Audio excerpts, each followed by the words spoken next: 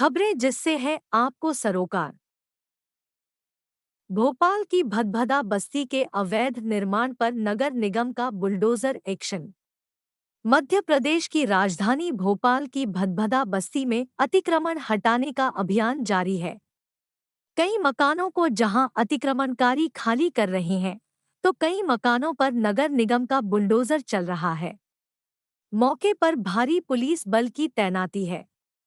दरअसल राजधानी की बड़ी झील के कैचमेंट एरिया में ताज होटल के पास भदभदा बस्ती में 350 से ज्यादा कच्चे और पक्के मकान हैं। इन निर्माण कार्यों को हटाने का एनजीटी ने आदेश दिया था।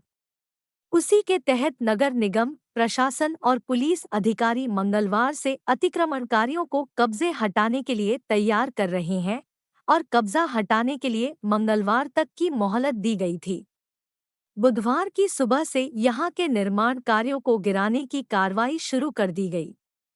बस्ती की ओर जाने वाले मार्ग पर बैरिकेड्स लगा दिए गए हैं और बस्ती में बाहरी लोगों के प्रवेश पर रोक है। इंडिया गठबंधन में शामिल नहीं हूं, कमल हसन। अभिनेता से राजनीतिज्ञ बने कमल हसन ने कहा कि वो और उनकी पार्टी ने अभी तक इंडिया गठबंधन का दामन नहीं थामा है। कमल हसन अपनी पार्टी मक्कल नीधि मय्यम एमएनएम की 7वीं वर्षगांठ पर पत्रकारों से बातचीत कर रहे थे।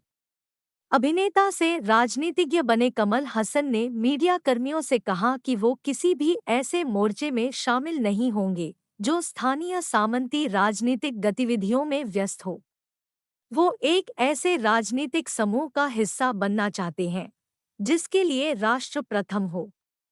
जब उनसे इंडिया गठबंधन में सीट बंटवारे को लेकर सवाल किया गया, तो उन्होंने कहा कि अभी तक वार्ता का सिलसिला जारी है। बेट द्वारका तक राह आसान करने वाले ब्रिज का उद्घाटन करेंगे पीएम मोदी, जानिए इसकी खासियत।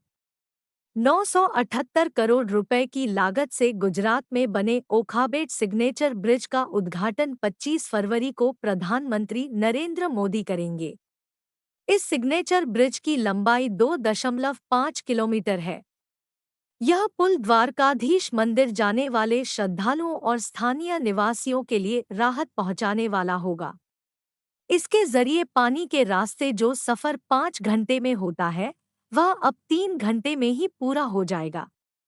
यात्राधाम द्वारका, जहां भगवान राजा के तौर पर विराजमान है, और बेट द्वारका में भगवान द्वारकाधीश का निवास बताया गया है।